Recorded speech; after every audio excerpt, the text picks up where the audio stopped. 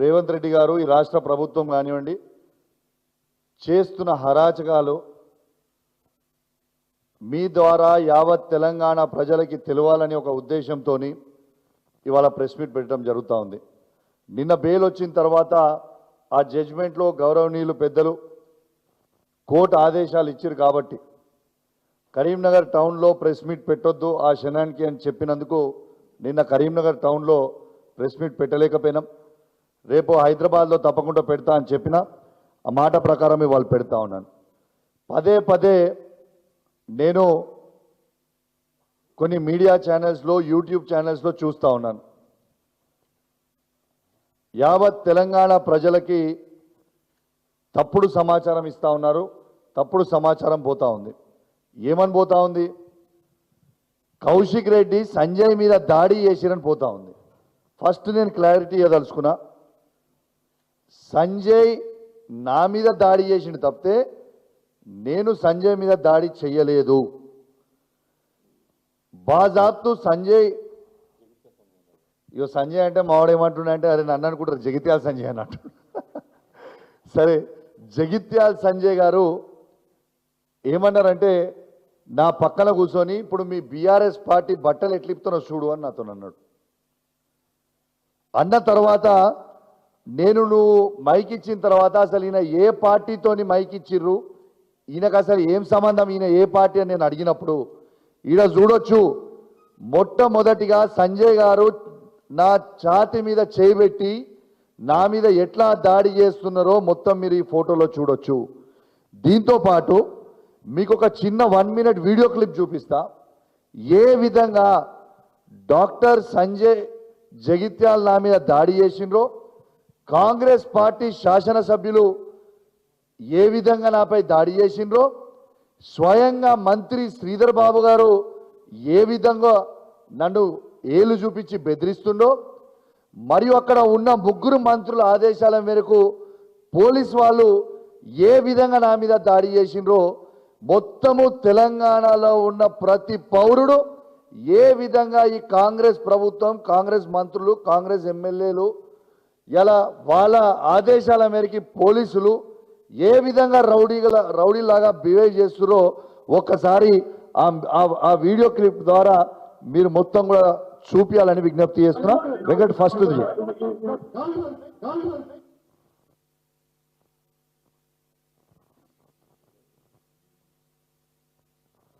మీరు క్లియర్గా చూడొచ్చు ఏ విధంగా సంజయ్ గారు నన్ను అక్కడ నూకుతుండ్రు. ఆడ క్లియర్గా మీరు చూడొచ్చు మానకొండూరు ఎమ్మెల్యే గారు ఏ విధంగా నా కాలర్ పట్టుకొని గుంజుతున్నారో క్లియర్గా చూడండి. అక్కడ ఏ విధంగా నా గల్ల పట్టుకొని మక్కన్ సింగ్ రాజ్ ఠాకూర్ గారు నా ప్యాంట్లో చేయబెట్టి ఎట్లా గుంజుతుండో ఒక్కసారి మీరు చూడొచ్చు. శ్రీధర్ బాబు గారు చూడండి ఏలు పెట్టి ఎట్లా బెదిరిస్తుండో కూడా చూడొచ్చు. ఇక పోలీస్ మిత్రులు నన్ను ఏ విధంగా నెట్టేస్తారో, నేను ఏ విధంగా కింద పడుతానో ఒక్కసారి మీరు చూడొచ్చు. శ్రీధర్ బాబు గారి ఆదేశాలతో ఎట్లా నన్ను గుంజుకపోతారో ఒక్కసారి మీరు చూడొచ్చు.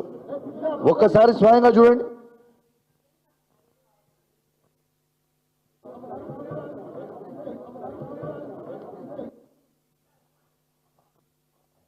ఇవాళ నేను అడిగిన తప్పేముంది? ఫస్ట్ ఆఫ్ ఆల్ ఆ రివ్యూ మీటింగ్కి ఒక బాధ్యత కలిగ శాసనసభ్యునిగా నేను ఆడికి పోయిందేదో ఉట్టిగా కూడా వాకిన్ కాలేదు. కలెక్టర్ గారు ఆదేశాల మేరకు డిఆర్ఓ గారు ఫోన్ చేసి మీరు ఖచ్చితంగా ఈ రివ్యూ మీటింగ్ అటెండ్ కావాలని చెప్పి మమ్మల్ని పిలిస్తే మేము పోయినాం. నేను పోయినప్పుడు అడిగింది ఏందాడా, అసలు రైతులకి మీరు రైతు భరోసా వచ్చిన 100 రోజుల్లోనే ఇస్తామన్నారు. కేసీఆర్ గారు కేవలం మీకు 10,000 రూపాయలు బిచ్చమేసినట్టు ఇస్తా ఉన్నారు.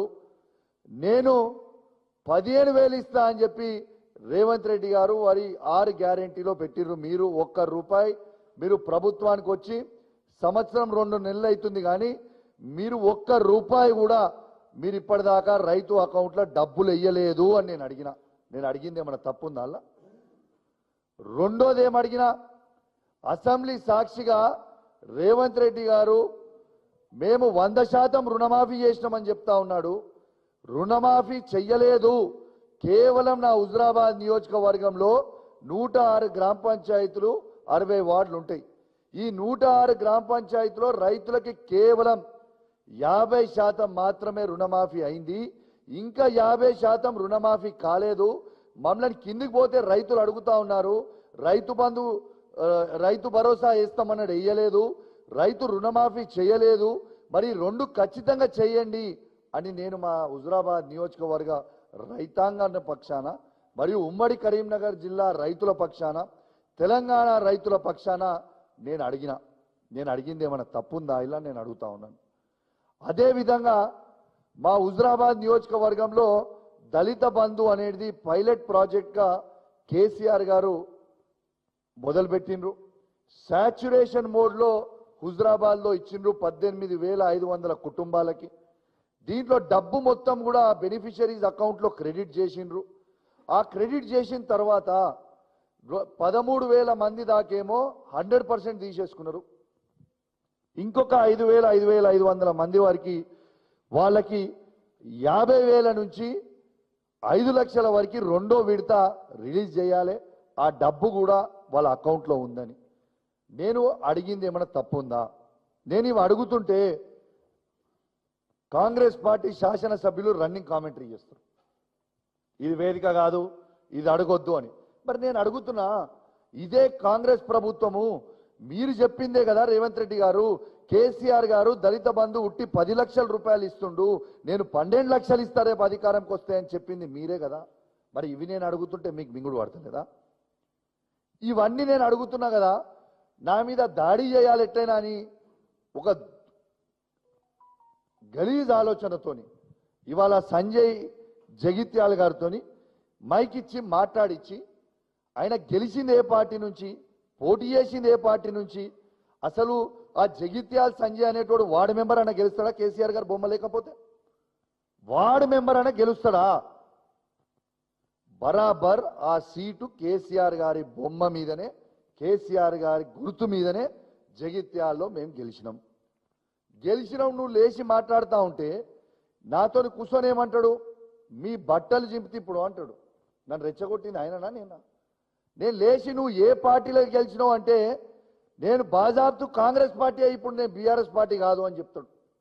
నేను గౌరవ స్పీకర్ గారిని కోరుతా ఉన్నాను, ఇవాళ ఒకసారి వీడియో చూసిన తర్వాత కూడా మొత్తం మీడియా ద్వారా స్పీకర్ గారు కూడా వీడియో చూపిస్తా, తర్వాత స్పీకర్ గారికి పోయి కూడా రిప్రజెంటేషన్ ఇస్తా, తప్పకుండా నేను ఇస్తా. ఒక్కసారి దయచేసి ఆ రెండో వీడియో మీరు ప్లే చేయాలమ్మా. ఏదైతే ఆయన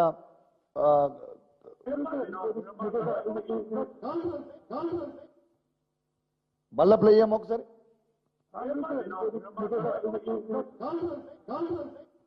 మీరు విన్నారు కదా, గెలిచింది బీఆర్ఎస్ పార్టీ బీఫామ్ మీద. ఏ పార్టీలకు గెలిచినావు నువ్వు అంటే నేను ఇప్పుడు బాజాబ్తు కాంగ్రెస్ పార్టీ అంటాను. నేను స్పీకర్ గారికి కొడతా ఉన్నాను, ఇంకా సిగ్గు లేకుండా పోయి నన్ను డిస్క్వాలిఫై చేయాలని పోయి కంప్లైంట్ ఇచ్చిందంట. నన్ను డిస్క్వాలిఫై చేయడానికి ఇదేమి నామినేటెడ్ పోస్టు ఇచ్చింది కాదు. హుజురాబాద్ నియోజకవర్గ ప్రజల గుండెల నుంచి ఓట్లేస్తే వాళ్ళ మనసు గెలిస్తే నేను ఎమ్మెల్యే అయినా. నేను ఏ పార్టీ మారలేదే, బాజాబ్తు కేసీఆర్ గారి బొమ్మ మీద గెలిచిన, బాజాబ్తు కేసీఆర్ గారితో అండగా నిల్చున్నా, బాజాబ్తు ప్రజల పక్షాన నిలబడి కొట్లాడుతా ఉన్నాను. ఇలా జగిత్యాల సంజయ్ లాగా బ్రోకర్ గాన్ లాగా పైసలకి నేను అమ్ముడు పోలే. పైసలకి అమ్ముడు పోయినోడివి నువ్వు. ఇలా పైసలకి అమ్ముడు పోయినోడు మారిన 10 మంది బీఆర్ఎస్ పార్టీ ఎమ్మెల్యేలు గెలిచి మారి కాంగ్రెస్ పార్టీలో చేరినోడు పైసలకు అమ్ముడు పోయిన వాళ్ళు, మేము కాదు కదా.